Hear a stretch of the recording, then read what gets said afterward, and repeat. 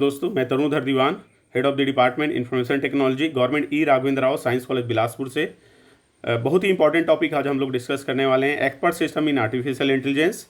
Basically expert system artificial intelligence का most important branch या field या एरिया है, ऐसा कह सकते हैं।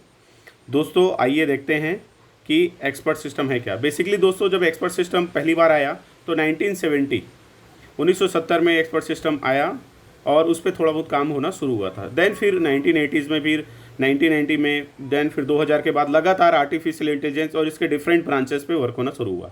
लेकिन दोस्तों, एक्सपर्ट सिस्टम ही पहला ब्रांच था या पहला एरिया था जिसने सक्सेसफुल फॉर्म किया आर्टिफिशियल इंटेलिजेंस में। दोस्तों, आज का सब्जेक्ट हम लोग का टॉपिक क्लियर है कि हम लोग एक्सपर्ट सिस्टम के बारे में डिस्कस करने वाले हैं। जैसा कि हम लोग जानते हैं कि सबसे पहले हम लोग डिस्कस करते हैं तो what is expert system, why read the या वाई नॉलेज ले हम लोग एक्सपर्ट सिस्टम का, फिर दे उसकी वर्किंग क्या है, जो हम लोग के पैरामीटर्स है उस पैरामीटर्स के आधार पर हम लोग एक्सपर्ट सिस्टम को आगे भी पढ़ेंगे। आइए दोस्तों आगे बढ़ते हैं और एक्सपर्ट सिस्टम को देखते हैं क्या है। सबसे पहले दोस्तों क्वेश्चन ही है, what is expert system. Expert system is one of the most important branch and the field and areas of artificial intelligence. Basically इसका गोल क्या है दोस्तों, आर्टिफिशियल इंटेलिजेंस का क्यों बनाया गया। The goal of the design of the expert system is to capture the knowledge of human expertise या human expert या रिलेटिव इन्फॉर्मेशन। एक्सपर्ट सिस्टम को ऐसे तैयार किया गया जैसे ह्यूमन की एक्सपर्टाइज होती है किसी चीज़ को लेकर, या उसकी स्पेशल स्किल्ड होती है, उस स्किल्ड के को ट्रेंड किया गया मशीन को, और मशीन वो ट्रेंड हो जाए और वैसा वो इंटेलिजेंट डिसीजन ले पाए और उसको इंटेलिजेंट डिसीजन लेने में सपोर्ट हो, इसलिए एक्सपर्ट सिस्टम बनाया गया बेसिकली। तो गोल यही था दोस्तों कि ह्यूमन एक्सपर्टाइज को मशीन में लाया जाए और उसके एक्सपर्टाइज का यूज़ किया जाए। जैसे कि हम लोग जानते हैं, an expert system is a computer system that simulate या emulate the decision making ability of a human expert.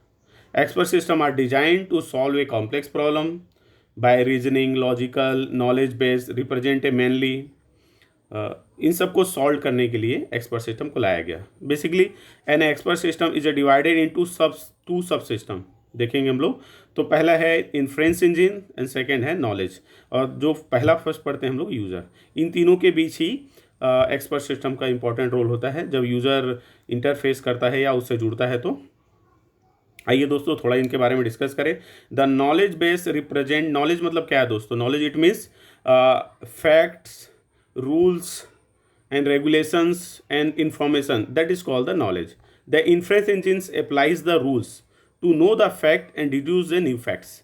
Inference engine के थ्रू जो आप लोग पास इन्फॉर्मेशन है, जो नॉलेज है, जो फैक्ट्स है, जो डेटा है, उसके आधार पर इन्फ्रेंस इंजन वहाँ पे अप्लाई करना और एक्सपर्टाइज के हेल्प से क्या करना कि can also include explanation the debugging abilities, उस प्रॉब्लम्स को सॉल्व करना या उस प्रॉब्लम के लिए सजेशन देना, that is called the expert system.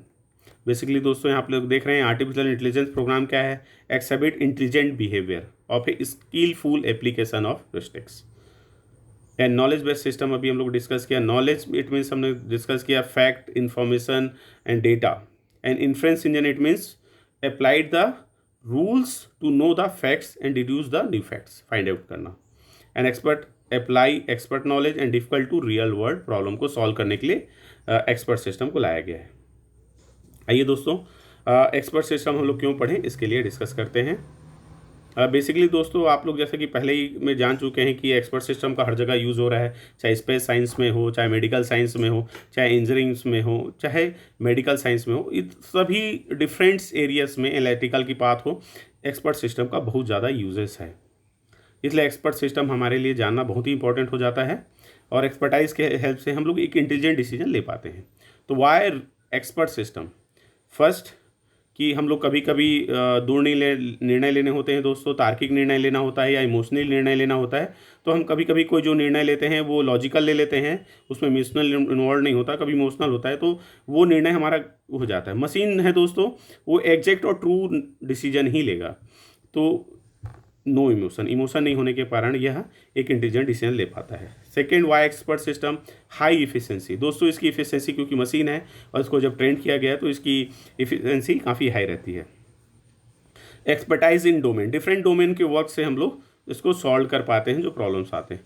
No memory limitation, जैसे हमारी मेमोरी लिमिटेशन, हम किसी चीज़ को भूल सकते हैं सॉल्विंग प्रॉब्लम करते समय, लेकिन मशीन में ऑलरेडी फिट है इस प्रकार के डोमेन है एक्सपर्टाइज के, देन नॉट पॉसिबल टू कि हम लोग भूल जाएं या मेमोरी की कोई प्रॉब्लम है, ऐसा इसमें नहीं है। जो इम्पोर्टेंट और है दोस्तों, regular updates improve the performance. जैसे हमारे मोबाइल में अपडेशन की ज़रूरत होती है वैसे इसमें भी होती है। तो कभी कभी हमारा जो नॉलेज है वो हम अपडेट नहीं कर पाएंगे, तो हम भी उतनी एक्सपर्टाइज है अच्छा डिसीजन, इंटेलिजेंट डिसीजन नहीं दे पाते। जबकि सॉफ्टवेयर या हम लोग एक्सपर्टाइज सिस्टम के थ्रू जाते हैं तो वो जनरली अपडेट रहते हैं, तो अपडेट इन्फॉर्मेशन देते हैं, तो एक इंटेलिजेंट डिसीजन हमको लेते बनता है। नेक्स्ट है हाई सिक्योरिटीज़। सिक्योरिटीज़ इसमें ही है दोस्तों, सिक्योरिटी रिलेटेड इश्यूज़, बहुत सारे डोमेन हैं सिक्योरिटीज़ के जो आपके पूरे सिस्टम को सिक्योर बनाते हैं, ताकि आपके डिसीजन लेने में या प्रॉब्लम सॉल्विंग करने में बाहरी कोई इंटरफेयर ना आ पाए। कंसीडर ऑल फैक्ट्स, जब सॉल्व करते हैं किसी कॉम्प्लेक्स प्रॉब्लम को, या जो हम लोग सॉल्व नहीं कर पाते ह्यूमन बींग उस प्रॉब्लम को, ऐसे प्रॉब्लम को सॉल्व करते हैं, तो इस समय एक्सपर्ट सिस्टम पूरे जो फैक्ट्स है, इंफॉर्मेशन है, डेटा को उसको लेता है, फिर एक अच्छा डिसीजन दे पाता है। तो इस प्रकार हम लोगों ने देखा दोस्तों कि वाई एक्सपर्ट सिस्टम, हम एक्सपर्ट सिस्टम को क्यों पढ़े। तो आज एक्सपर्ट सिस्टम बहुत ही इंपॉर्टेंट है दोस्तों। नेक्स्ट इसके आइए स्लाइड में देखते हैं कि कैरेक्टरिस्टिक्स ऑफ एक्सपर्ट सिस्टम, क्या कैरेक्टरिस्टिक्स होने चाहिए और हम लोग इसको कैसा देख सकते हैं।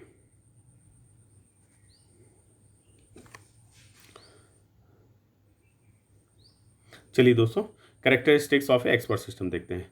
बेसिकली पहला कैरेक्टरिस्टिक्स है कि expert system provide the high quality of performance which solve the difficult program in a domain as a good और better than human experts. Human experts से भी बेटर उसका परफॉर्मेंस होगा, जो रिजल्ट होंगे उसके एक्यूरेट होंगे, जो पैरामीटर हम लेंगे फैक्ट्स के थ्रू ट्रू इन्फॉर्मेशन होंगे, और हमको जो रिजल्ट मिलेगा वो उसका परफॉर्मेंस हाई क्वालिटी होगा, और परफॉर्मेंस भी हमको अच्छा मिल पाएगा, और वेरी डिफिकल्ट प्रॉब्लम को भी हम सॉल्व कर पाएंगे। दोस्तों सेकंड देखते हैं कि कैरेक्टरिस्टिक में इंपॉर्टेंट फीचर क्या है। Expert system possesses a vast quantity of domain specific knowledge and minute to detail. It means vast information होता है, हाई वॉल्यूम ऑफ डेटा होता है, उस पर हम लोग कभी कभी डिसीजन नहीं ले पाते या हमको उस एक्सपर्टाइज में नहीं कर पाते, उसमें भी एक्सपर्ट सिस्टम इजीली वर्क कर पाता है। बेसिकली दोस्तों इसमें हेरिस्टिक सर्च की प्रॉब्लम है, तो हेरिस्टिक सर्च या रीजनिंग की जब भी प्रॉब्लम आती है तो हम इजीली प्रॉब्लम को सॉल्व कर लेते हैं एक्सपर्ट सिस्टम के थ्रू। फोर्थ हम लोग जानते हैं दोस्तों, यूनिक फीचर जो इनबिल्ट है of N expert system, explanation capability होती है उसमें, एक एक पार्ट को एक्सप्लेनेशन करना और समझाना बहुत ही डिटेल में, ताकि उस प्रॉब्लम को हम लोग अच्छे से समझ पाएँ, तभी तो उस प्रॉब्लम के विषय में डिसीजन ले पाएंगे। और इसमें रिव्यू प्रोसेस भी है, रीजनिंग भी है, लॉजिकल थिंकिंग इन्वॉल्वमेंट है, intelligent decision support system involvement है, देन जो हम लोग को आउटपुट मिलता है वो बेटर मिलता है। Expert system also use the different type of symbolic reasoning language for the solving the difficult program. तो डिफरेंट टाइप्स के नॉलेज बेस हैं, जैसे फैक्ट्स है, कॉन्सेप्ट है, रूल्स है, रेगुलेशन है, इन्फॉर्मेशन है, इन बेसिस पे वो वर्क करता है, और वर्क करने के बाद एक्सपर्ट सिस्टम के साथ एक बेटर रिजल्ट दे पाता है। Expert system can advise and modifies and updates if required and expand deal with the uncertain data and relevant information। ये दोस्तों हम लोगों ने कैरेक्टरिस्टिक्स देखा। एक बार कैरेक्टरिस्टिक्स को फिर से देखते हैं दोस्तों, ताकि आप लोगों को ध्यान में आ जाए।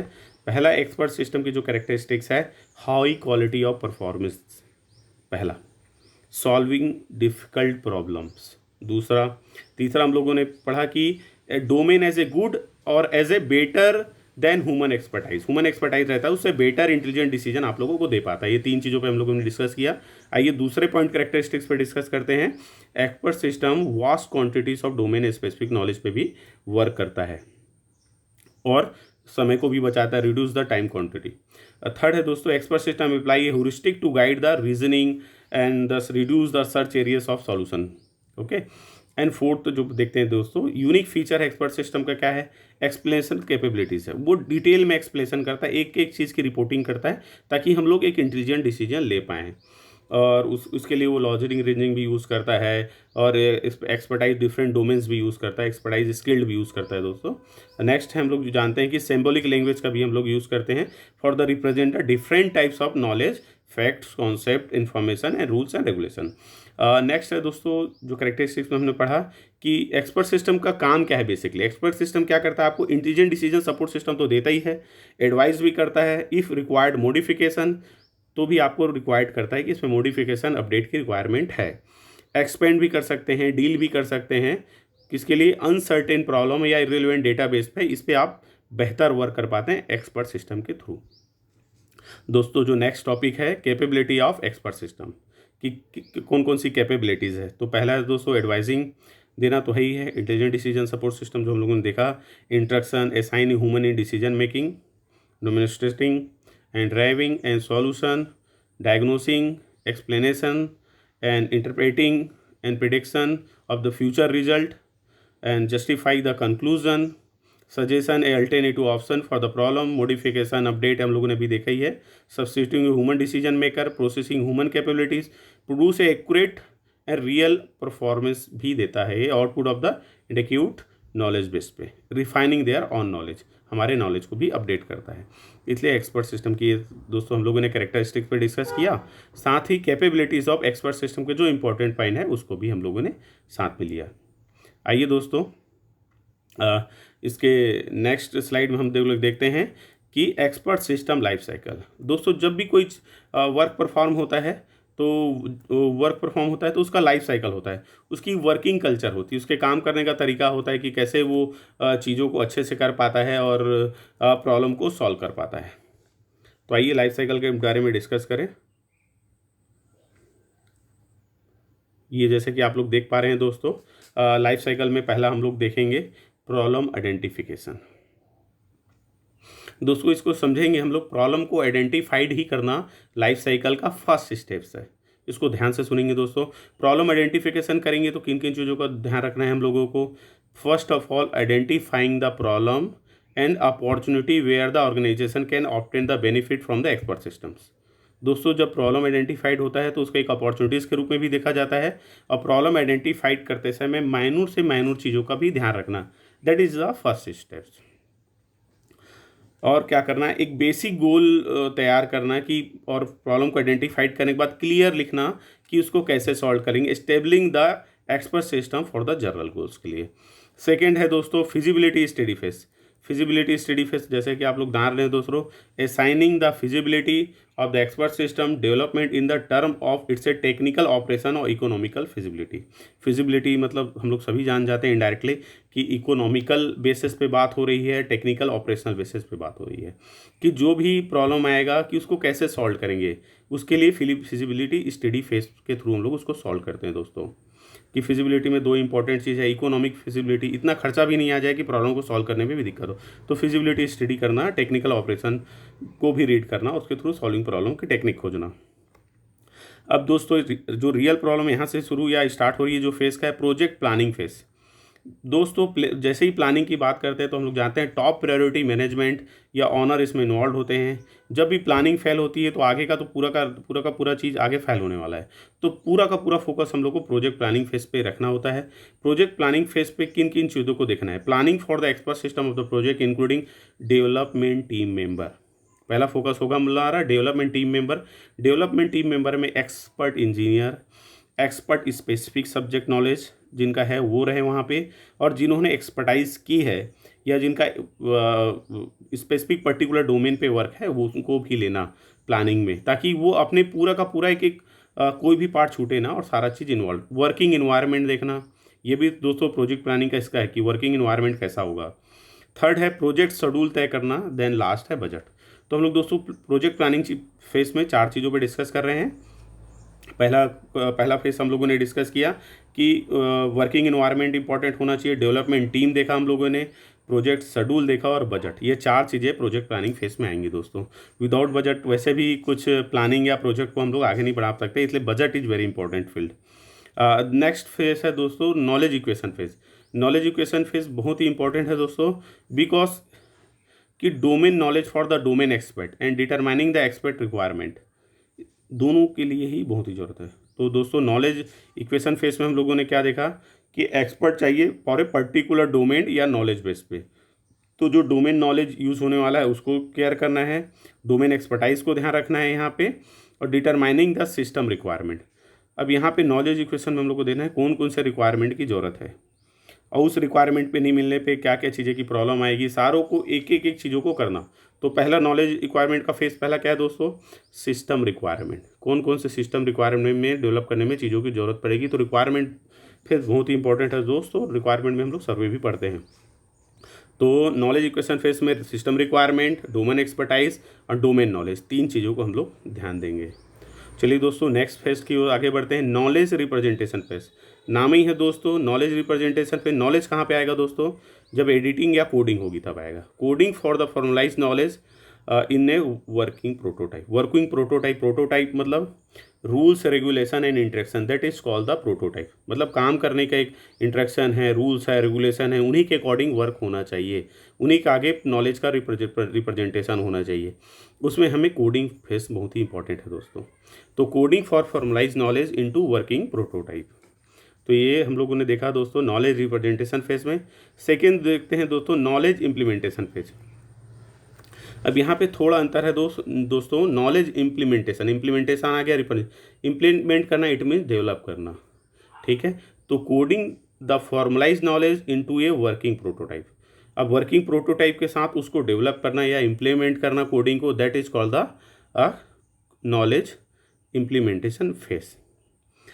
नेक्स्ट फेज है दोस्तों वेरिफिकेशन वैलिडेशन। हम लोग जानते हैं वेरिफिकेशन और वैलिडेशन में डिफरेंस भी क्या होता है दोस्तों। कहते हैं किसी चीज़ का वेरिफिकेशन नहीं हुआ तो वो फिर प्रोडक्ट सही है कि नहीं ये जान पाना कठिन होता है, उसकी गारंटी नहीं होती। प्रोडक्ट इज राइट और राइट ऑफ प्रोडक्ट, ये 2 कॉन्सेप्ट पढ़ते हैं हम लोग वेरिफिकेशन और वैलिडेशन में, यही उन दोनों को डिफरेंस करते हैं दोस्तों। तो आइए वेरिफिकेशन वैलिडेशन में देखते हैं। Verification and validation working prototype against किसके, the system requirement, receiving the necessary according to the domain expertise and feedback. तो इन वेरिफिकेशन में 3 चीज़ें हैं दोस्तों। जब भी वेरीफाइड करेंगे तो फीडबैक देना ही देना है अपने को, डोमेन एक्सपर्टाइज फीडबैक लेना ही है हम लोगों को, नेसेसरी जो इंपॉर्टेंट रूल्स रेगुलेशन उसके अकॉर्डिंग है कि नहीं, और सबसे दोस्तों इम्पॉर्टेंट है कि हमें सिस्टम रिक्वायरमेंट या जो रिक्वायरमेंट वहाँ पे मांगी गई है उसके अकॉर्डिंग ये प्रोडक्ट डेवलप हुआ है कि नहीं, इम्प्लीमेंट हुआ है कि नहीं, उसका वेरिफिकेशन करना। वेरिफिकेशन में दोस्तों कहते हैं एक एक पार्ट को ही चेक करना, क्योंकि वेरिफिकेशन से अगर वेरिफिकेशन से कहीं मिस हुई चीज़ें और प्रोडक्ट बाहर आया तो और प्रोडक्ट वो चला गया और कहीं भी एक फॉल्ट रह गया तो पूरा का पूरा प्लानिंग, पूरा सिस्टम, पूरे ऑर्गेनाइजेशन फेल होने के चांसेस बढ़ जाते हैं।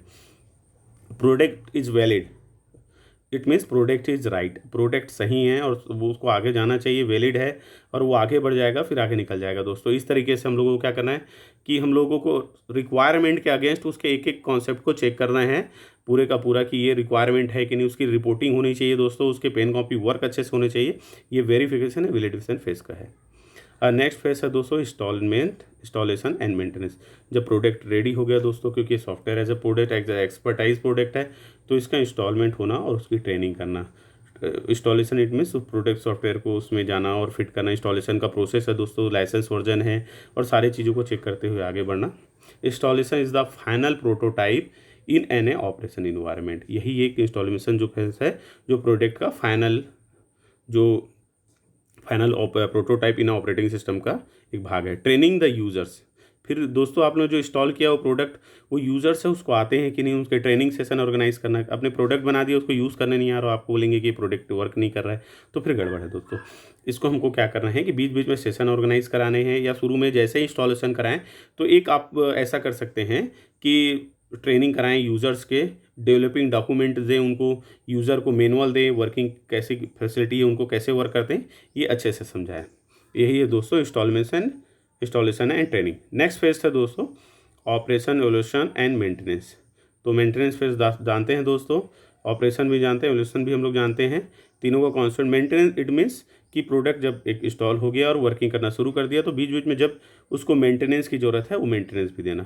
कभी कभी दोस्तों मेंटेनेंस में अपडेट रिलेटेड बिट रिक्वायरमेंट आ जाती है, उसको अपडेट करना, फिर उसके लिए सारा प्रोसेस वही होता है दोस्तों जो शुरू से हम लोगों ने पढ़ा कि मेंटेनेंस और किन किन चीज़ों के अपडेट है। एक टाई अप होता है दोस्तों, उसके तहत हम प्रोडक्ट को फिर मेंटेनेंस करते हैं।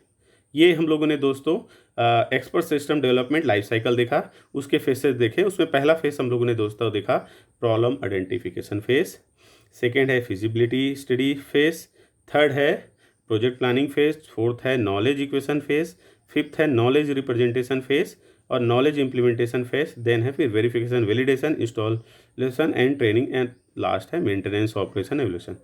इन फेसेस को ध्यान रखना है दोस्तों। इसी फेसेस पे एक्सपर्ट सिस्टम पूरा का पूरा बेस रहता है, उसका लाइफ साइकिल बेस रहता है। इसी तरीके से एक्सपर्ट सिस्टम को डेवलप किया जाता है या किसी मशीन या सॉफ्टवेयर को डेवलप किया जाता है ताकि वो एक इंटेलिजेंट डिसीजन ले पाए।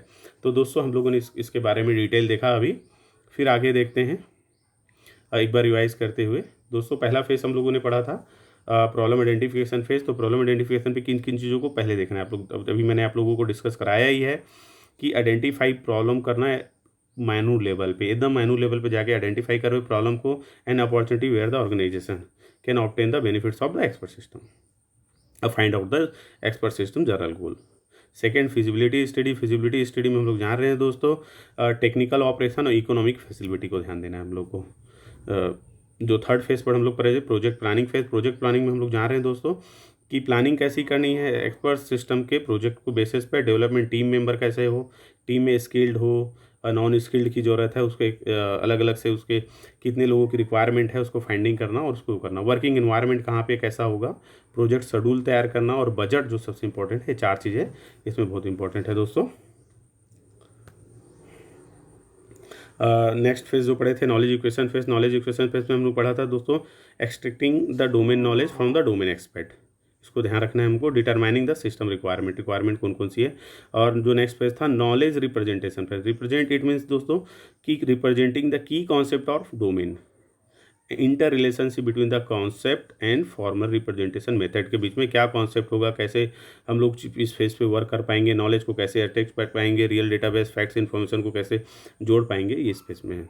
नॉलेज इंप्लीमेंटेशन फेज में सबसे important implement is mean coding is implement ना, तो coding the formalize knowledge working prototype में है कि नहीं है, इसको देखे थे हम लोग दोस्तों। वेरिफिकेशन वैलिडेशन, जैसे प्रोडक्ट इज राइट और राइट प्रोडक्ट दोस्तों, ये वेरिफिकेशन वैलिडेशन को इसमें डिफरेंस होता है। वेरिफिकेशन आप लोग जान ही रहे हैं जिसके हमने बोला कि according to requirement product ready हुआ है कि नहीं, जो जो यूज़र के डिमांड थे उसके अनुसार वो है कि नहीं, वैसे एक्सपर्टाइज उसमें है कि नहीं, इसको देखना। और एक वैलिडेशन फीडबैक देना और फीडबैक के आधार पर फिर उसको चेक करना। एक एक मैनुअल लेवल पर वेरिफिकेशन को चेक किया जाता है। इंस्टॉलमेंट करना लास्ट में दोस्तों, इंस्टॉलमेंट करना, ट्रेनिंग ऑर्गेनाइज करना यूज़र के लिए, जो यूज़र हैं डॉक्यूमेंटेशन देना, मैनुअल प्लान देना, ये सब इसमें है दोस्तों। लास्ट है मेंटेनेंस एंड ऑपरेशन। मेंटेनेंस की बेनिफिट की performance and benefits of maintaining system, उसको देखेंगे। ऑपरेटिंग इन्वायरमेंट पे रनिंग ऑन द सिस्टम कैसा है, ये मेंटेनेंस है दोस्तों। दोस्तों अब हम लोग जो इसके बारे में डिस्कस करने वाले हैं दोस्तों, working process of expert system. दोस्तों वर्किंग प्रोसेस जो एक्सपर्ट सिस्टम का होता है उसके बारे में हम लोगों ने अभी उसका लाइफ साइकिल देखा। लाइफ साइकिल से मिलता ही वर्किंग प्रोसेस है। अब हम लोगों ने जो लाइफ साइकिल में पढ़ा है उन चीज़ों को वर्किंग के कॉन्सेप्ट में लाना है कि वर्किंग कैसे होगी और उनका कैसे यूज़ होगा और किन किन चीज़ों को हम लोग उसमें दे पाएंगे। तो सबसे पहला लाइफ साइकिल में भी जो चीज़ें पढ़ी हैं दोस्तों उसी में से वर्किंग इन्वायरमेंट पे जो कैसे वर्क होंगी और किन चीज़ों को हम लोगों को देखना है, तो उन चीज़ों पे अब हम लोग बात करेंगे। आइए दोस्तों सबसे पहला हम लोग देखते हैं कि आइडेंटिफाइंग द प्रॉब्लम। दोस्तों आइडेंटिफाई प्रॉब्लम मतलब आप लोग जान ही रहे हैं, प्रॉब्लम को एक्चुअली आइडेंटिफाइड करना कि प्रॉब्लम कैसे होगा, उसमें नेसेसरी इन्फॉर्मेशन कौन सी चाहिए, अंडरस्टैंडिंग लेवल होनी चाहिए, फॉर्मुलाइजेशन या फॉर्मुलेटिंग करना उसको ताकि प्रॉब्लम को अच्छे से हम समझ पाएँ।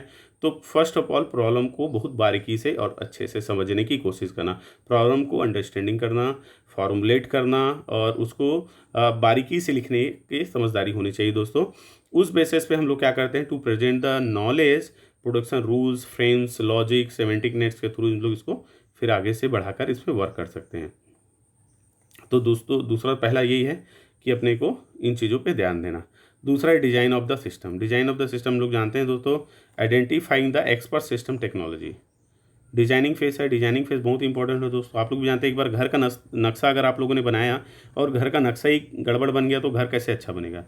तो बेसिकली वैसे ही है दोस्तों कि जो एक्सपर्ट सिस्टम टेक्नोलॉजी है उसका डिजाइनिंग में जब भी यूज़ हो तो एक पर्टिकुलर एनालिसिस होने के बाद और सर्वे और एकदम फुल फ्रू ब्लूप्रिंट एकदम स्ट्रॉन्ग होना चाहिए, जैसा डिमांड है वैसा होना चाहिए।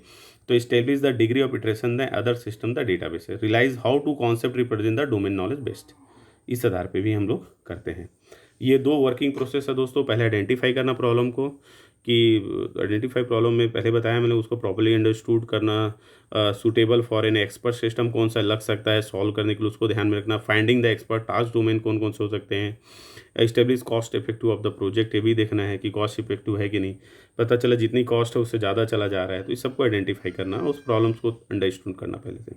डिज़ाइन सिस्टम को तैयार करने से पहले उसका एक्सपर्टाइज ले लेना, अच्छे से डेटाबेस बेस पे उसको डिज़ाइन करना, कॉन्सेप्ट क्लियर होना चाहिए, डोमेन नॉलेज उसका क्लियर होना चाहिए दोस्तों। नेक्स्ट है दोस्तों डेवलप द प्रोटोटाइप। अब एक प्रोटोटाइप डेवलप करना, प्रोटोटाइप मतलब पहले ही बताया दोस्तों, प्रोटोटाइप में rules regulation instruction, that is called the prototype, not nothing. बहुत ऐसा नहीं है, कोई रूल्स रेगुलेशन है जिसके आधार पर वर्किंग प्रोसेस होती है, उसको फॉलो करना। जनरली दोस्तों इसमें represent in the form of if then else rules follow करते हैं डेवलप करने के लिए। The knowledge engineer work to acquire domain knowledge for the expert system. सबसे पहले डोमेन सिस्टम जिसमें वर्क होने वाला है उसके स्किल्ड वर्क होने चाहिए, ये स्किल्ड पर्सन आपके पास मौजूद होना चाहिए दोस्तों। नेक्स्ट पेस्ट है दोस्तों test and refine the prototype. दोस्तों हम जब प्रोडक्ट डेवलप हो गया, डेवलप द प्रोटोटाइप लग गया, तो टेस्ट होना। डिफरेंट टाइप के टेस्ट एक्सपर्टाइज के यहाँ पे मौजूद है दोस्तों। एक्सपर्ट सिस्टम में उसका यूज़ करना, रिफाइन करना प्रोटोटाइप के through, and test the prototype for the any decision performance. उसके परफॉर्मेंस के बेसिस पे उसको चेक करना कि वो एक्यूरेट और अच्छा परफॉर्मेंस दे पा रहा है कि नहीं, जैसा डिमांड है। And user test and prototype expert system दोस्तों, ताकि उसको कोई भी यूज़र यूज़ करे तो उसका अच्छा एक एक्यूरेट और अच्छा बिलीवेबल और इंटेलिजेंट डिसीजन हमको दे पाए। नेक्स्ट देखते हैं दोस्तों वर्किंग उसके उसमें आगे, develop and complete the expert system. ये नेक्स्ट वर्किंग प्रोसेस है दोस्तों। डेवलप करना और कंप्लीट मतलब test and ensure the interaction of the expert system with all elements of environments. सभी वर्किंग सभी प्लेटफॉर्म पे रन हो पा रहा है कि नहीं, इसको भी चेक करना दोस्तों। डेवलप और कंप्लीट इट मीन्स दोस्तों expert system. Data basis other information के बेसिस पे document in the expert system project will. दोस्तों रिपोर्टिंग बहुत ही इंपॉर्टेंट है, हर एक फेज़ की टाइम के अनुसार रिपोर्टिंग होनी चाहिए। रिपोर्टिंग से पर्टिकुलर डे टू डे पे ये पता चलता है हम लोगों को सही वर्किंग हो रहा है कि नहीं, इसलिए डॉक्यूमेंट भी उसके अकॉर्डिंग प्रिपरेशन के अकॉर्डिंग चेक करना। Train the user to use the expert system. Develop करना कंप्लीट करना तभी माना जाता है दोस्तों जब यूज़र उसमें ट्रेन हो जाए। फिर मेंटेनेंस फेज में हम लोग देखें दोस्तों, जैसे कि मैंने पहले बताया, अपडेट करना, मैनिपुलेट करना, चेंजेस करना, रिव्यू करना, that is for the maintenance system. Other inform system दोस्त सॉल्विंग है कि नहीं, इन चीज़ों पे। तो ये दोस्तों एक लाइफ साइकिल का बहुत ही इंपॉर्टेंट जो फेस है हम लोग देख रहे हैं। लाइफ साइकिल का फेस तो देखें, वर्किंग प्रोसेस के जो फेसेस हैं उस पर भी हम लोग डिस्कस कर रहे हैं। दोस्तों जैसा कि हम लोगों ने अभी देखा है, सेम है। Test the ensure the attraction expert system, train करना यूज़र को, अपडेट करना, प्रॉब्लम सॉल्व कैसे होगा, मेंटेनेंस करना, मॉडिफाई करना, अपडेट करना, इस आधार पर इसको चेक करना। तो दोस्तों हम लोगों ने इस क्लास में भी पढ़ा हम लोगों ने कि बेसिकली एक्सपर्ट सिस्टम क्या है, एक्सपर्ट सिस्टम के कैरेक्टरिस्टिक्स कौन कौन से हो सकते हैं, और उसको हम लोगों ने उसको ध्यान रखना है दोस्तों। थर्ड है कैपेबिलिटीज़ ऑफ एक्सपर्ट सिस्टम, कौन कौन सी कैपेबिलिटीज़ पे एक्सपर्ट सिस्टम अच्छा परफॉर्मेंस और वर्क करता है। थर्ड हम लोगों ने देखा दोस्तों life cycle of expert system, और नेक्स्ट हम लोग देखा लाइफ साइकिल के बेसिस पे हम लोगों ने सारी चीज़ों को डिटेल पढ़ा। साथ में हम लोगों ने देखा working process of expert system, तो वर्किंग प्रोसेस को फिर हम लोगों ने जाना दोस्तों। अभी आई थिंक आप लोग को एक्सपर्ट सिस्टम क्या है, लाइफ साइकिल क्या है, उसकी वर्किंग की प्रोसेस कैसी है, और कैरेक्टरिस्टिक्स क्या है, ये अच्छे से समझ में आया होगा। थैंक यू वेरी मच दोस्तों। आगे की क्लास होगी उसमें हम लोग देखेंगे दोस्तों आर्किटेक्चर ऑफ एक्सपर्ट सिस्टम, और डिटेल में इसको पढ़ेंगे। थैंक यू वेरी मच दोस्तों, धन्यवाद आप।